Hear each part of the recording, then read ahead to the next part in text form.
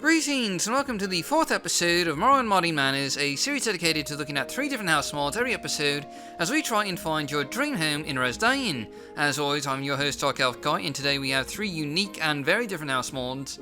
And, well, technically I guess we're actually looking at 5 mods today, because one of the house mods we're looking at has a number of different versions by different authors that have been released over the years, which is, I know, a little bit different from what we've showcased in previous videos. But anyway, we'll get to that in a moment. For now, as you're probably already familiar with, you can find a full list of download links down in the video description below, including a full list of the different versions that we're going to be looking at in the case of this one particular mod, which as it so happens is Zelda Estate by Beardo and Elric, and also Zelda Estate Renovation by Simbelmyne, and Solstheim Zelda Estate by Princess Stomper. Now, to give a bit of background history here, Zelda Estate was originally released in 2002, and it started out as a small, cozy cottage house mod behind the Mages Guild in Kahleigh, but over the years it's been overhauled and re-released by several modders. There's at least 4, possibly even 5 different iterations of it out there at this point, and they're all just a little bit different. Today we're looking at 3 of those iterations side by side, and we're going to start out with Zelda Estate 4.0 by Beardo and Elric. Inside this first version, you'll find a room off to the side of the main entry hall that includes a small study space with bookshelves, a table, cabinets, and a few decorations. And there's also a fairly standard fare bedroom attached here, including a roaring fireplace, a few containers and shelves for storing and displaying items. But the real display space is actually down in the basement. Here you'll find numerous bookshelves and also a number of crates, cabinets, and chests that provide a lot of extra display and storage space. And there's also a small kitchen-like space off to the side here that also doubles as an alchemy lab with a small alchemy setup for creating potions. Now, below the basement, there's actually a sub-basement with an additional set of chambers including NPC services, such as this mage NPC here, who includes spell-making, enchanting, spells, and travel services, so you won't have to make a trip to the Mages Guild if you don't want to. And there's also a complete library of, strangely enough, quest documents, including quest documents for just about every quest in the game. In case you haven't quite figured it out yet, this isn't exactly a very purist-friendly mod. It's actually very cheaty and a bit unbalancing. And this other room that we're looking at here is a room of candles, and these are actually teleportation candles that can teleport you to any of the major cities, towns, ruins, and major quest locations in the game. In addition, you also find another display and storage room down here, including supersized containers capable of holding about 2,000 pounds of goods each, and also a number of display mannequins that you can use to display clothing and armor. And there's a few guides to explain each of these features, though, you know, if you've used mannequins before, you probably really don't need a tutorial. Finally, the last thing you'll find down here is a smithy shop, including a vendor NPC with 20,000 bartering gold. You can buy any weapons or armor you might have off of you. And there's also a small living quarters for the smith here, and his wife offers general trade services with a wide inventory of items for sale, and again about 20,000 gold to buy items off of you. And this is a really convenient feature, but again, it's a bit unbalancing, especially when you consider that the only other merchants that even come close to this in Vanilla Morrowind are about 10,000 gold. And moving on to our next version, Zelda Estate Renovation by Simbelmyne, the first thing that you're going to notice here is that the layout is basically the same, but the decorations are completely different, and there's 1 or 2 new rooms as well, which we'll get to in a moment. And anyway, the major difference between this version and the other version we looked at is decorations. This renovation uses a lot more modders' resources to present a fairly clean and functional abode for you to reside in. The bedroom, for example, is now home to a lovely little fireplace decorated with a few books and the like, and you also find a small house cat and a bunch of other things. And you also find that the downstairs display room has also been given an overhaul with a lot of display cases and bookshelves still, but also a lot of rugs to sort of add in a bit of extra layer of decoration. And the alchemy lab especially has gone over a major overhaul, including labeled ingredient jars for every ingredient in the game, as well as Blood Moon and Tribunal. And there's even a ingredient sorter here, which is quite handy for automatically sorting and storing any ingredients that you might have on you. And there's also a master set of alchemy apparatus equipment for you to get started with making potions.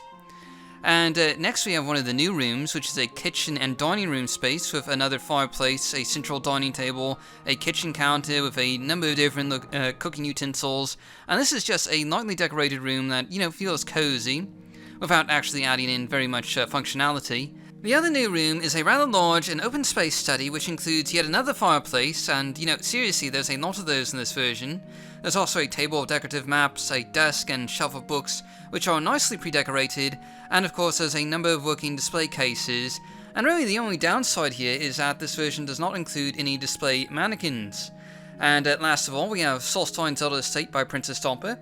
This is the last version of Zelda Estate we're going to be taking a look at today, and it's obviously a bit different from the other two versions. I mean, for one thing, it uses a different architectural style on the exterior, and the second, well, obviously it's in Solstheim rather than Kahleigh. More specifically, it's actually in between Raven Rock and Fort Frostmoth along Solstheim's southern coast. Inside, you'll find a new upper level that includes an open-spaced tower composed of 3 custom-built floors. The first floor has a small lounge with a fireplace, a few bookshelves for displaying items, and a bathroom that includes a working bathtub that will restore your health if you use it. The second floor has a small dining area with a table and chairs, and the top floor is another small study including a hammock for when, you just can't be bothered to trek down into the lower levels to sleep, and of course a few mage-like items and a bookshelf or two. And speaking of the lower level, you can see that here along with the familiar Zelda Estate layout we've become accustomed to. This is a modified version of the Zelda Estate Renovation by Simbelmyne, which is itself a modified version of Zelda Estate by Beardo, and this version has a lot more decorations than the last version, with more rugs, wall hangings, and ivy coating the walls of the basement to make this estate feel even more homely and cozy than before. And in particular, you'll especially find that the Alchemy Lab, while retaining the original modifications from Zelda Estate Renovation, has been expanded into a full-scale room, no longer the cramped space underneath the stairwell that it was before. And in addition, more decorations have been added, and there's just, a lot more space between workstations, with labeled ingredient jars spanning the entire room, and the ingredient sorters are naturally just in the middle of it all. And again, there's still support for pretty much ingredients from both Vanilla Morrowind and Blood Moon and Tribunal. Going on to this study, this room has stayed the same in terms of size, but has been largely expanded in terms of furnishings, with new couches and a coffee table by the fireplace, ivy again decorating the walls, rugs and wall hangings keeping the place from feeling too barren, and of course there's also a number of bookshelves that act as containers where you can store books if you so desire.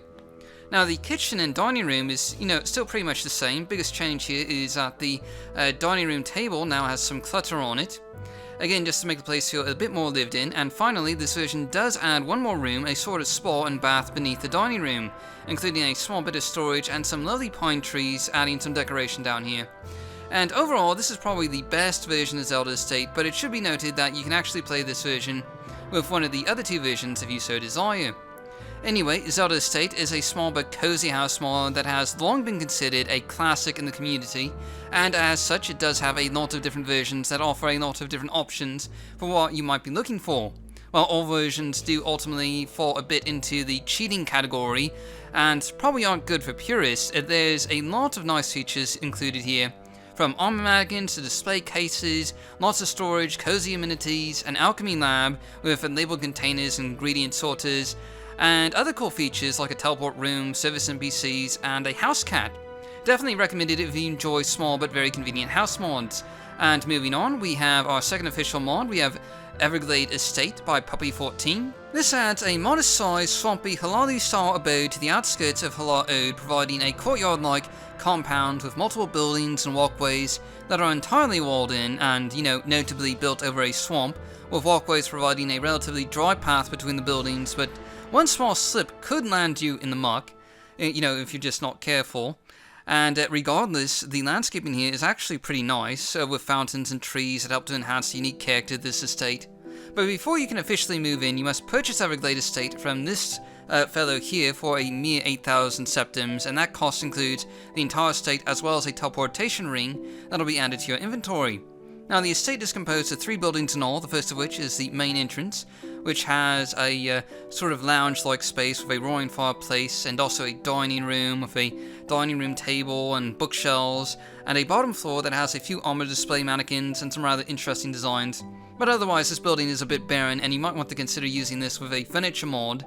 And down in the basement, you'll also find a sort of connecting hall that doubles as a display hall with a bunch of display cases and armor mannequins that you can use to display armor and weapons. And of course the entire place is just slightly sort of submerged, since it is kind of in the middle of the swamp. You also find a small alchemy lab with a lot of alchemical apparatuses and of course, labeled ingredient containers for easy organization and storage. Now, one of the buildings is actually a service hall with a number of service NPCs, including this Argonian here, who can change the decorations in your master bedroom as well as craft enchanted arrows for you, assuming you can provide the arrows for her. And she also sells lockpicks and probes with a total of 5,000 bartering gold. And on the upper floor, you'll find the second service hall NPC, a smith, that can change up the furnishings in your master bedroom by request, and who can also sell you repair hammers with 5,000 bartering gold, as well as just, repair items and even offer you some training in a variety of skills. All in all, a number of, just really convenient services to have. Now, the third and last building is your personal quarters, including a small study-like space on the bottom floor. And on the second floor, you'll find a personal mage who can sell you a wide array of spells and also, offers spell making for crafting your own unique spells. But moving on to the master bedroom, you'll find a fairly standard fare bedroom here, including a master bed, a few containers, an armor display mannequin in the corner, and a few plants and decorations, and overall it's really not that much to look at, but the cool aspect here is that you can switch out the furniture for a number of different themes, as you can sort of see here. This mostly just affects the bed, rugs, and wall hangings, but it's a nice addition in terms of customization. And in conclusion, Everglade Estate is a modest, small to mid-sized house mod with a fair amount of display and storage space, a short commute to Kahleigh Ode, a number of convenience services provided by NPCs, and some nice customization options, all of which can be yours for a modest 8,000 gold asking price. And compared to our last mod, this one is decidedly more purist friendly, with nothing too overpowered or cheaty, and it's an easy recommendation for those wanting a unique home in the swamps. Finally, for our last mod today, we have Simbelmyne Estate by Phoenix, aka Simbelmyne 1, and this mod adds an estate to the hills behind Kahleigh. And yes, for those wondering, this will conflict with at least one version of Zelda Estate, and also Kahleigh Manor that we showcased in one of our earlier episodes. But ignoring that for now, this is a rather charming looking abode with a walled garden, a balcony overlooking the town, and a nice townhouse style that includes a rather large array of windows.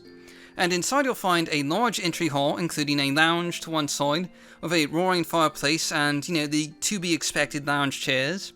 There's also a number of lovely wall hangings with unique depictions, and also a few display cases that you can use to display items in your front hall. And on the other side of the entry hall, you'll also find the master dining room, with a long dining table, capable of sitting a fair number of guests. If sitting guests was something that you could actually do in Morrowind. But it makes for a nice role-playing feature nonetheless, and of course right next to the dining room you'll find a cozy but small kitchen with a lovely pre-decorated look, including dishware lining the shelves and tables, and ingredients by the stove ready to be cooked into a tasty meal. And this is just a really nice and atmospheric room that's just really quite lovely to look at. And there's also a display hall with a number of display tables, and also once again some working armor mannequins that you can use to display clothing and armor. And this may well be the first episode we've done where literally every manor and house mod that we've looked at today has contained at least some display mannequins in one form or another, which is just as well since these are a great convenience feature to have. And also included in the display hall is a storage room with more display tables, and notably also a few dozen containers in the form of chests and closets to store excess items.